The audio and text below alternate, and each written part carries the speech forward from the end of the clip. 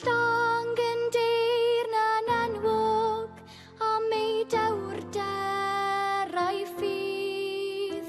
Bydd cof am William Thomas yn brwydr adr o Saint Tir. Fe gofion WM a'i feddwl clir. Ysgwydd wrth ysgwydd, fe gerddwn yn gytun, gweitha'n anawsterau, fe safwn feli, ymlaen yn hyderus, ar hyd y llwybr serth, yn gwybod mae mewn un dod mae nerth.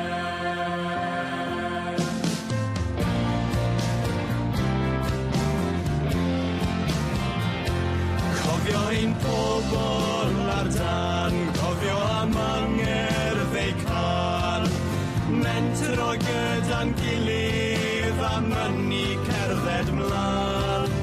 Aros am yr alwad a phawb ar flaenau trad, a chlwch y llan yn gael.